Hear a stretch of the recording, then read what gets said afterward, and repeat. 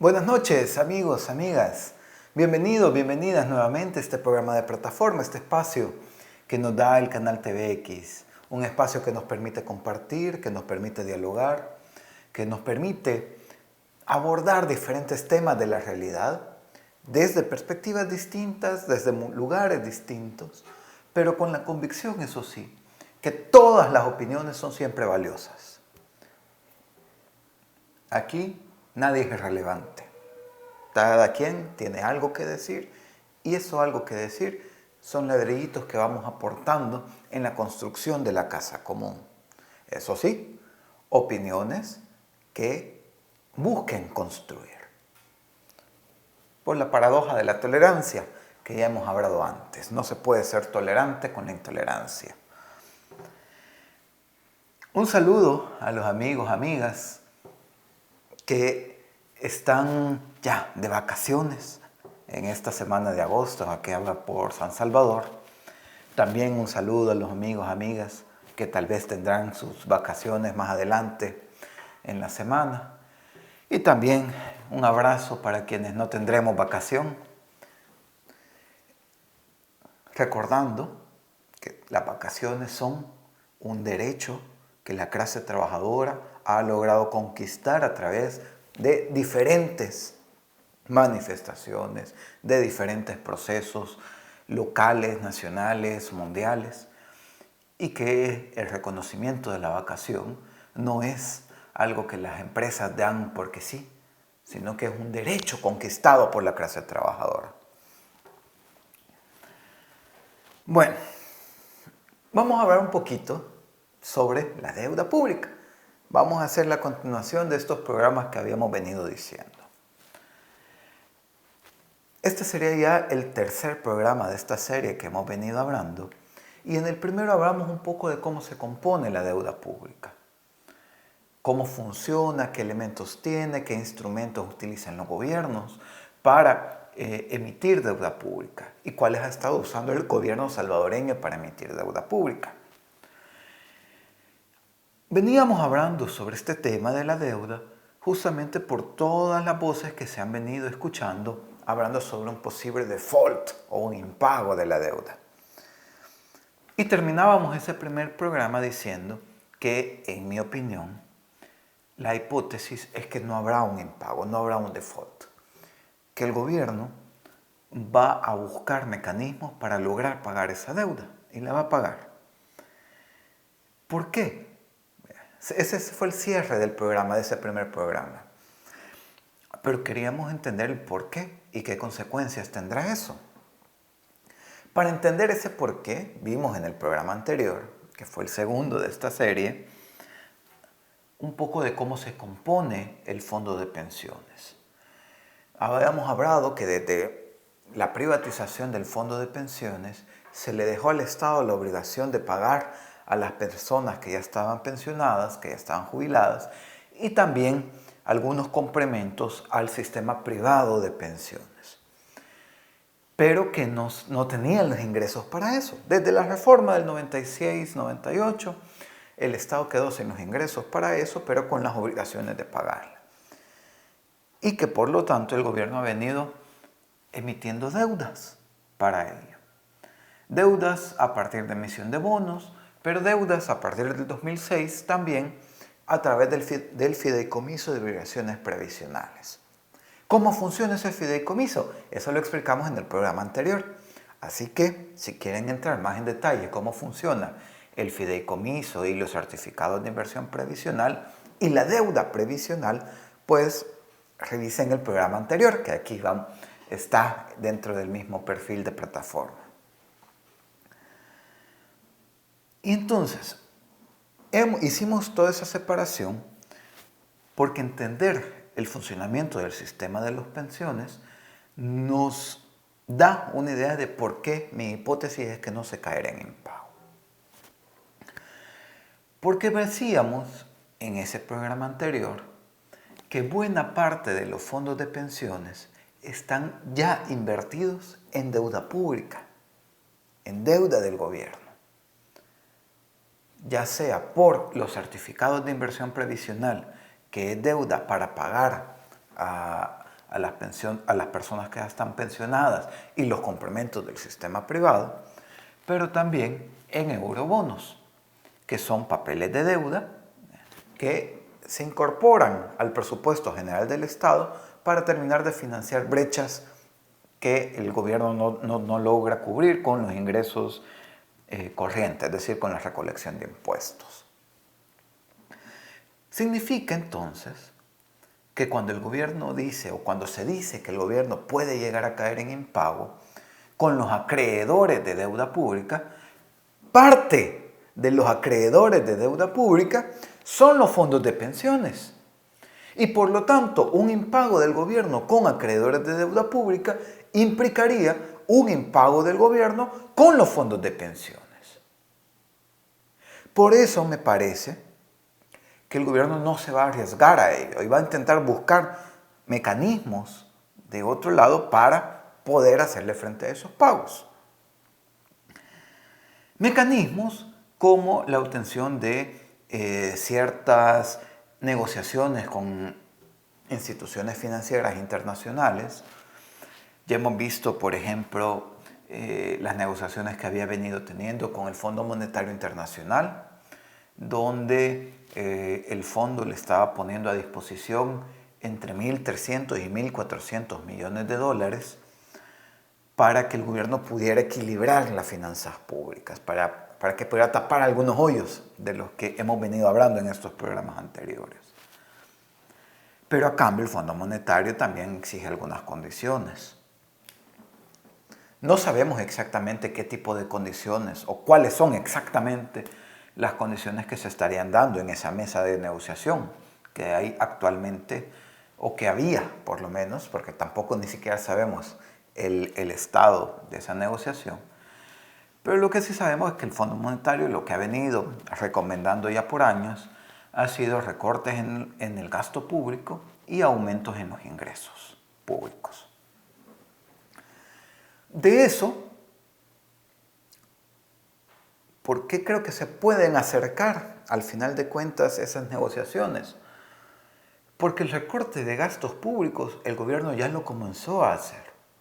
Lo ha comenzado a realizar desde el 2020, cuando se dejó de pagar el FODES, cuando se recortó el FODES del 10% al 1.5%, porque la Dirección de Obras Municipales no tiene el mismo monto que tenía el FODES. Entonces ahí hay un recorte de gasto público. Cuando se han despedido a personal técnico de diferentes instituciones, hay recortes del gasto público. El anuncio, por ejemplo, que se acaba de hacer de la disolución de la DIGESTIC obedece también en esa línea de recortes de gasto público. Entonces, las medidas que el Fondo Monetario Internacional había venido recomendando es algo que el gobierno ya lo está haciendo. Por mucho que se diga que el Fondo Monetario y tal, es algo que ya lo ha venido haciendo. Aquí el problema es que no se están evaluando los impactos de ese recorte público. Yo, de hecho, y desde este espacio, como les he dicho desde el inicio, no soy imparcial, no soy neutral, tengo lado, y mi lado es la defensa de lo público, lo común y lo comunitario. Y en esa lógica de la defensa de lo público, lo común y lo comunitario, el recorte de gasto público hay que tenerle mucho cuidado. Porque quienes terminan pagando el plato del recorte de gastos públicos son las capas medias. ¿Sí? La disolución de la DIGESTIC, por ejemplo, puede que ahorre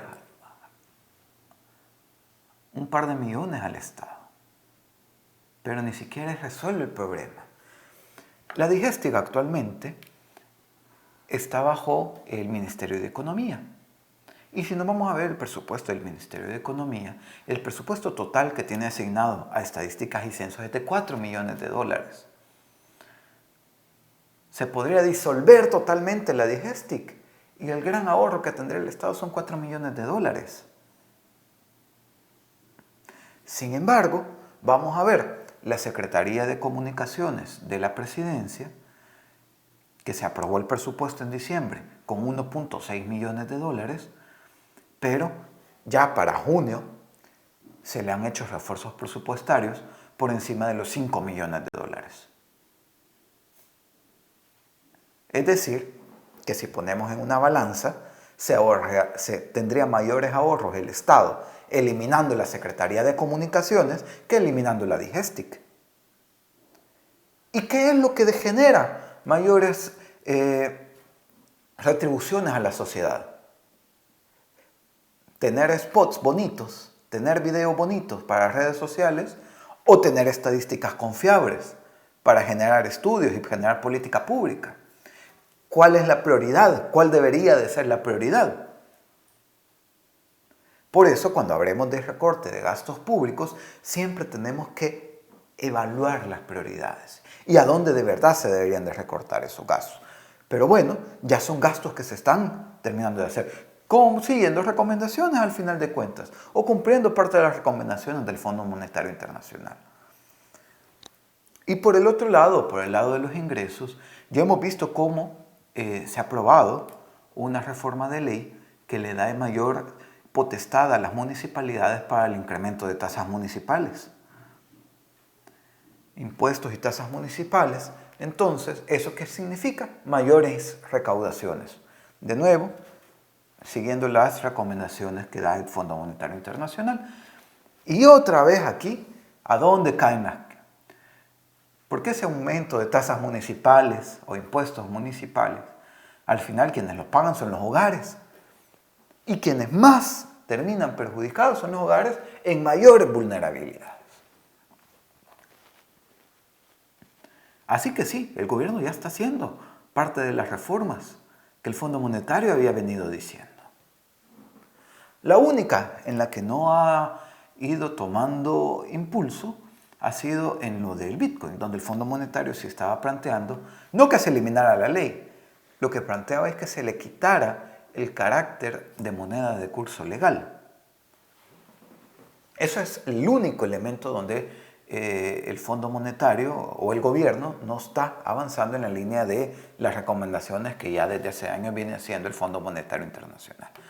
Por lo tanto, creo que ahí pueden encontrar ciertas flexibilidades al final en términos de negociaciones, porque al Fondo Monetario Internacional tampoco le conviene que el gobierno caiga en impago, porque el gobierno tiene vencimiento de 800 millones ahora en el 2023, pero tiene otro vencimiento en el 2025 que son otros 800 millones y tiene otro vencimiento en el 2027 que son otros 800 millones y tiene otro vencimiento en el 2029 que son 600 millones y tiene otro vencimiento en el 2032 que son 1.000 millones y tiene otro vencimiento en el 2052 que son otros 1.000 millones.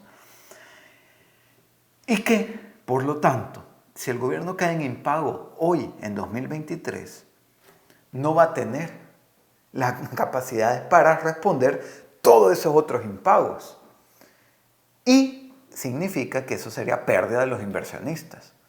Y el Fondo Monetario Internacional, al final de cuentas, los intereses que termina defendiendo son los intereses de los inversionistas. Y si el Estado, el gobierno salvadoreño, cae en impago en el 2023, va a caer en impago con inversionistas y fondos de pensiones. Y el Fondo Monetario tendría que rescatarlo en el 23, en el 25, en el 27, en el 29, en el 32. Y no está dispuesto a eso. Me parece que no se van a arriesgar a eso. Entonces, tal vez no desde el Fondo Monetario Internacional, sino que desde otras de las instituciones financieras internacionales. Pero me parece que el gobierno, al final de cuentas, va a intentar lograr un acuerdo. Aquí el problema, y creo yo, la pregunta clave no es que si el gobierno va a pagar o no va a pagar. La pregunta clave es ¿qué costo vamos a pagar los salvadoreños y las salvadoreñas para poder acceder a ese pago de deuda? Porque las cosas no son gratis. El dinero no se lo dan gratis. Algo va a poner a cambio. Y ese algo no solo es tasa de interés. Ese algo significan además sacrificios políticos y sacrificios sociales para las poblaciones. Eso es lo que hemos visto desde los 1800 sobre la deuda pública. La deuda pública termina siendo siempre un método donde las ganancias se han distribuido en pocos y las pérdidas se le han hecho a muchos. Por eso hay que tener mucho cuidado en cómo se maneja la deuda pública. Por ejemplo, con el anuncio que hizo esta semana el ministro de Hacienda y el presidente Bukele de hacer un proceso de recompra de bonos, decían, vamos a comprar toda la deuda de aquí al 2025. Son 2 eurobonos. Los eurobonos que se vencen en el 2023 y los eurobonos que se vencen en el 2025. Son esos 2. ¿Y qué es lo que está pretendiendo hacer el gobierno? Bueno, pedir un préstamo con el Banco Centroamericano de Integración Económica para poder pagar una parte, o más bien poder recomprar esos bonos que ahorita están en el mercado financiero, porque como hemos dicho, los eurobonos los emite el gobierno, lo compran inversionistas y estos inversionistas los pueden estar revendiendo en el mercado internacional. Entonces, lo que el gobierno pretende hacer es hacer una oferta a los inversionistas que tienen bonos para comprarle esos bonos. ¿Cuál sería el beneficio de hacer eso?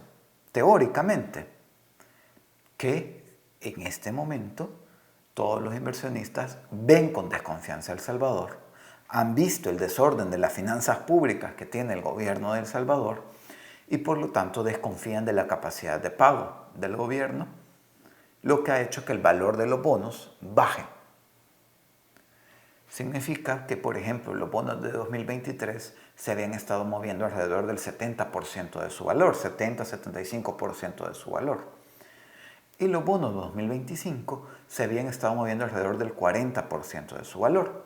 Entonces, lo que el gobierno pretendía hacer es comprar esos bonos a descuento. Es decir, en lugar de pagar el 100% que le tocaría pagar en el vencimiento, pagar ese 70% de los bonos 23 o el 40% de los bonos 25, ya que estaban con precios bajos.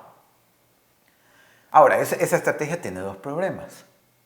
En primer lugar, que haciendo el anuncio de que se va a realizar esa maniobra, lo que ha hecho es que los precios suban. Y por lo tanto, ese supuesto descuento que se iban a obtener se va haciendo cada vez más pequeño. Y en la medida que se acercan las 6 semanas que se anunciaron, pues el precio está cada vez aumentando más bajo las expectativas que el gobierno puede hacer esa recompra.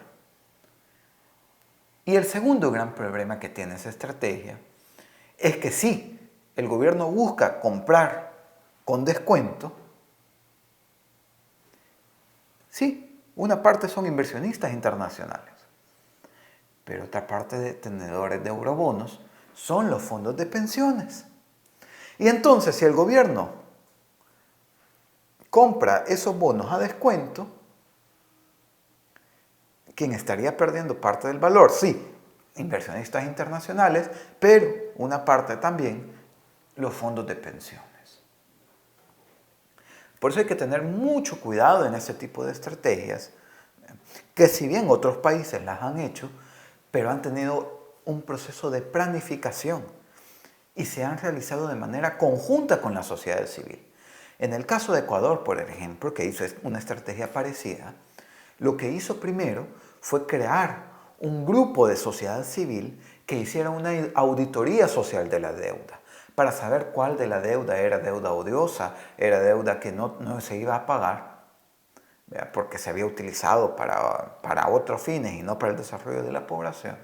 Y luego entraron a este proceso de la reestructuración de la deuda, porque este proceso tiene consecuencias.